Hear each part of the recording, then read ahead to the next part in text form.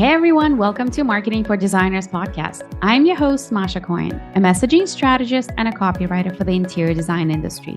I've been marketing for what feels like forever in my past career at some of the biggest global firms like KPMG and Deloitte. Today, I write website copy for designers using my signature voice of customer framework. If you're a designer looking to up your marketing game and attract premium clients, this podcast is for you. Each week on the show, we're going to be talking all things marketing, from branding to messaging to social media, SEO, and so much more. So you can have all the tools you need to grow your business and attract your dream clients. Let's talk about overcoming pricing objections on your website, in your website messaging. Pricing objection is one of the biggest client objections there are. Your clients may not say it, they may not say it to your face, but they're definitely thinking it. Interior design service is expensive, or you're expensive.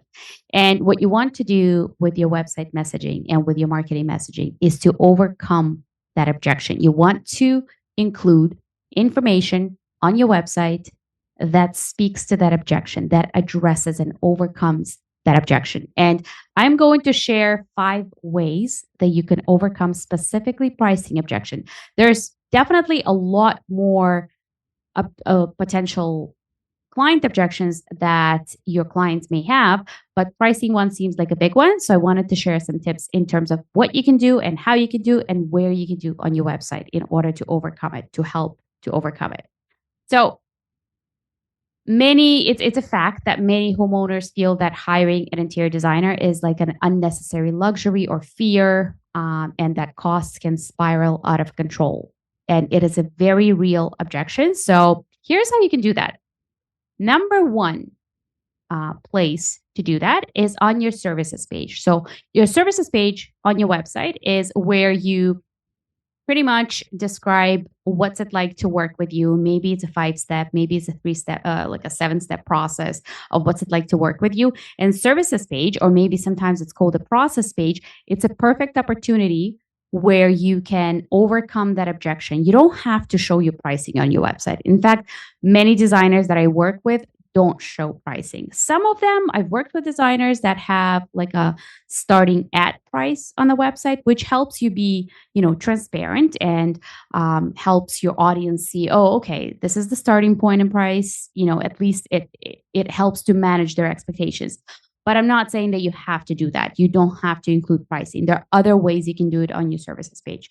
So what you could do on your services page is include a section that's called something like what you get section. And in that what you get section, like what you get when you purchase my interior design services or when you hire me as an interior designer, here's what you get. And there's a list of things that outlines not just the cost or no cost at all. Let's say we're not disclosing any costs, but what we want to do in that section is to showcase the value that you provide. For example, the time savings, the access to trade discounts, the reduced stress and overwhelm. These are very real things that you provide in exchange for the investment in your services. So this shows that working with you is an investment in their home, is an investment in themselves rather than just the expense. So on your services page, it's a perfect opportunity to overcome the pricing objection. Number 2, you can also do it on your portfolio page. This is another really good place to kind of justify the cost and overcome that objection. And the way to do that is, and obviously it has to apply to you. If you work in different budget ranges, this is where you want to do that. You want to showcase the budget range via case studies. So for example, highlighting a range of projects in different budget categories. And maybe you don't only work in high-end interiors, but you also take on like a 1-room transformation or like, a couple of bathrooms or just the floor. So you could show that you also have lower budget projects to achieve the same luxurious results, for example, if that's what your client wants. You want to show your audience that you can get the same design expertise and achieve the results that you want, but at various price points. But again, I'm going to say that it does have to, of course, to align with how you operate. If you do not take, for example, like a single room transformation, don't do that. If you only do like an entire floor renovation or a full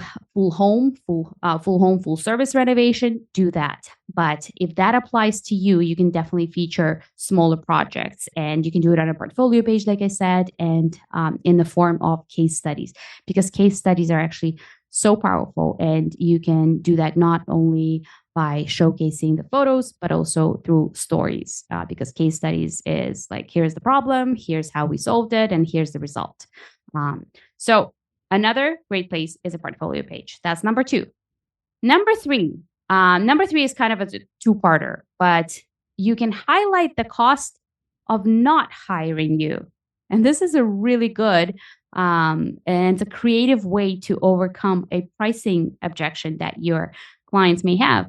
And you can do that on in different pages. But one thing that's so effective is you can highlight the cost of not hiring you through customer testimonials. So you can position your services as a solution to avoid costly mistakes, because if you're not hiring a professional designer, that could lead to mistakes or missed opportunities. And you can actually highlight how your expertise prevents, overspending or delays with orders or choosing the wrong things for their house that doesn't really work for their space. And there's so many ways you can highlight these aspects. And I love when people highlight it through customer testimonials, and you can actually guide your clients in terms of how to leave a proper testimonial. You can use testimonials to tell stories of clients who have, let's say, they've tried to DIY their space at first or hire less experienced or less expensive designers, but ended up spending so much more in the long run. Because I know for a fact that, I've run into these situations. I've worked with interior designers, and when I talk to their clients, because this is one of the things that I do when I write their website copy, I interview their clients, and those clients tell me, well, at first we tried to do it ourselves, and then we ended up hiring whoever that is, insert the name. Or let's say they hired somebody else and ended up like a neighbor or a friend who says that they know interior design or they can do it, but then in the long run, they ended up hiring somebody else, or my client, an interior designer, a proper interior designer. So your testimonial could read something like that. We thought we could handle the redesign ourselves, but after wasting thousands of dollars on furniture that didn't fit and paint colors we hated, we finally hired whoever, like basically insert your name there. And, the testimonial can continue to say something like, her expertise saved us so much money and frustration, and we wish we'd hired her from the start. And like I said, you could instruct your clients, you could help them to leave a testimonial that could communicate something like that. If that in fact is true, if they did hire somebody else at first, somebody less expensive, or they tried to do it themselves. But when you see a testimonial that communicates the cost of not hiring an interior designer, it's such an impactful way to show that you are totally worth the investment. So this is a really good one. Now, let's move on to number 4, because this is, like I said, it's a two-parter one. You can still highlight the cost of not hiring you, but you can do it through blog content. And blogs are perfect because they allow you to weave storytelling and education all at the same time. They help you frame your services as an essential for avoiding costly mistakes. And you can create articles that directly speak to what your clients are thinking, to what they're worried about, to their common fears and concerns about cost and mistakes. So what I actually want to share, let's see how many I have. I have 5 blog topics that you can use that address this specific objection. So blog number 1, or topic number 1, the hidden cost of DIY design, why hiring a professional saves you money in the long run.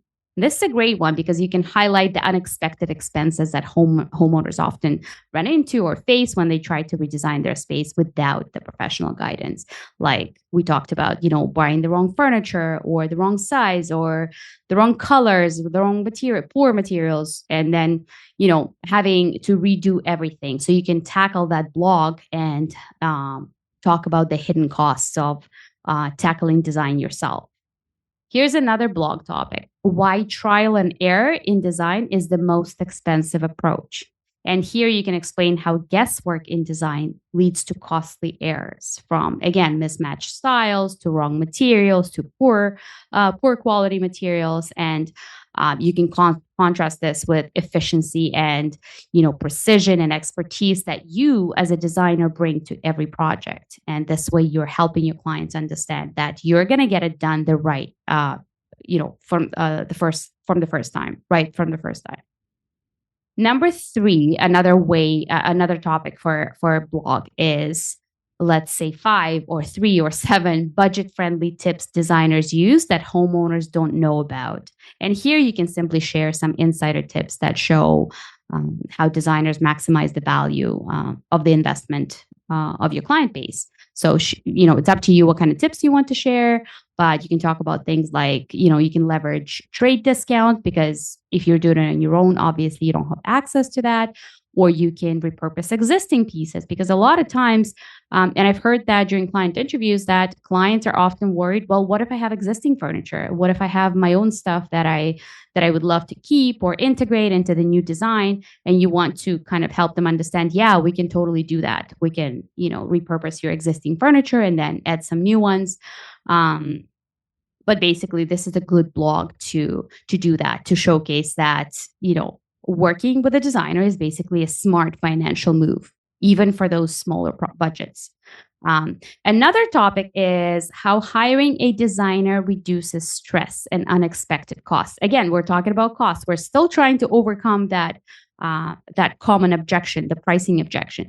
But here you can discuss how stress and lack of expertise can lead to rushed decisions, overlooked expenses and regretful purchases, and basically show how a designer, not only can create that transformation that your clients are looking for, but also, you bring this other set of skills like managing budgets and timelines and liaising with different vendors and general contractors and trades. And all of this helps them avoid these surprise costs. So not only you're overcoming that pricing objection, but you're also showing your expertise that you are able to do that. That's what you bring to the table when they hire an interior designer.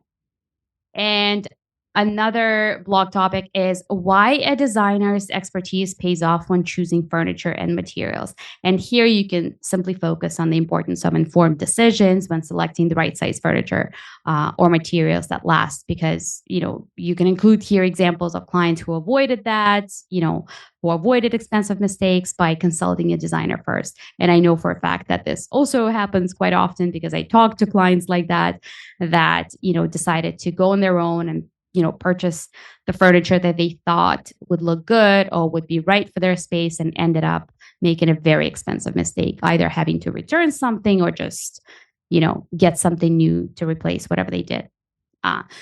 So that's what we just talked about, is how you can highlight the cost of not hiring you through blog content. And the last tip that I wanted to share is you can also overcome that pricing objection on an FAQ, frequently asked questions section. It could either be a dedicated section, or it could be, oftentimes it is a dedicated page. And this is such a big one. I feel like not enough designers take advantage of this opportunity and actually utilize an FAQ page or an FAQ section. What this allows you to do is to actually address this pricing objection head on. You can simply create questions that speak to that objection. And I'm actually going to give you, I'm going to give you 10 questions that you can integrate into your FAQ page or an FAQ section. Here's the first one. Why is hiring a designer worth the investment? It's a simple one. It's a straightforward one, but I guarantee your clients are thinking that. Like, why are you worth the investment? And you can answer in the way that directly speaks to the financial and emotional costs of doing it alone. You can talk about the same things that we just talked about on a blog section or on your services page, and you can answer something like hiring a designer prevents costly mistakes, like ordering the wrong sized furniture and choosing materials that don't last, like basically all the things that we just mentioned, but you can simply do that in a FAQ format. So this is a good one. Another question could be, why is hiring an interior designer so expensive? Not only this is actually really good for SEO, because a lot of times people are actually typing these questions in Google, and then the good thing is that your website is going to show up if this is what they're typing. So, but the main benefit of that is it's actually helping your audience to overcome that pricing objection. Why is it that hiring an interior designer is so expensive? And your answer, because on an FAQ page or on an FAQ section, you're providing basically a common question that a lot of interior design clients ask and an answer. So your answer could be something like, yeah, it may seem that it's a large upfront cost. Hiring a designer actually saves you money in the long run because, again, we're helping you avoid costly mistakes. We're streamlining the whole process. You get access to trade discounts, exclusive, resources, and all of these things. That's why it's such a big cost. You're showing the value that the person gets in exchange for this investment. Another question could be, what exactly am I paying for when I hire an interior designer? And genuinely, your clients may not know how much work is involved. And I often see this in Facebook groups for interior designers of clients that simply don't understand how much work it actually is. Oftentimes your clients think, well, yeah, it's putting together the drawings and creating the design, and it's all of this creative work, but beneath all of that, under the hood of all of that, there's so much more involved in that. It's searching for the right things. It's, dealing with trades. It's reading the technical drawings and all the things. So you're basically, the way you want to answer that question is to showcase how much work it actually is. So you're investing in this, streamlined, stress-free process that takes care of every single detail. And you can actually list in that answer for that FAQ, you can actually list, this includes, expert design planning. It includes project management. It includes, sourcing high quality materials. It includes access to exclusive trade-only vendors, and all of these things you can list to showcase the magnitude, the scope of everything that's included when you hire a professional interior designer. Here's another question. Can you work within my budget? This is also a good question, and it can go either way. You can simply say that your project starts at and manage people's expectations, or you can answer, if that's in line with how you operate your business, you can say, yeah, we understand every project has a budget and we're skilled at maximizing value within your financial parameters. So you can answer however you want, but it does help to overcome pricing objection. Here's a couple of more questions. What happens if my budget isn't enough for a full service project? Again, up to you how you want to tackle this question. Another question would be, do I really need a designer or can I do it myself? That's kind of an obvious one, but again, you can talk about the costly mistakes that come with doing it yourself option, and again, you can talk about it takes so much more energy and money than what you would originally expect. Another question would be, what if I hire a designer and the costs spiral out of control? And here you can talk about how you prioritize transparency and communication at every step. So here you're talking a little bit more about your process and how you handle these things, that before the project begins, that you would establish, if that's how you operate, you would establish like a clear budget and then you stick to it. And then, as you go, as the project unfolds, you basically provide regular updates. So here you're not only overcoming the pricing objection, but you're also showcasing how you operate. You're also showcasing how you are such a pro at project management. And a few more questions for your FAQ page that you can use. How do I know if I'm getting value for my money? Do you offer financing or payment plans? And can you explain how your fees are structured? All of this information is probably like in your welcome guide or your client onboarding. But again, FAQ section is such a good place to overcome those client objections. So this was a quick one today, but basically overcoming pricing objection, this is so important for your website, for your marketing messaging to do that. And I shared with you 5 tips that can help you overcome that objection. One would be on your services page. Another would be in your portfolio page by a case study. The third one is highlighting the cost of not hiring through client testimonials. Then the fourth one is highlighting the cost of not hiring you through blog content. And I shared a bunch of blog topics that you can use for your website. And the last one is FAQ section. And again, this is a big one. And I shared at least, I think, 8 or 10 different questions that you can use for your frequently asked questions section. So hopefully this was helpful. And I'll see you again next week. Thank you so much for tuning in to another episode of Marketing for Designers. This is Masha Cohen signing off. See you next week.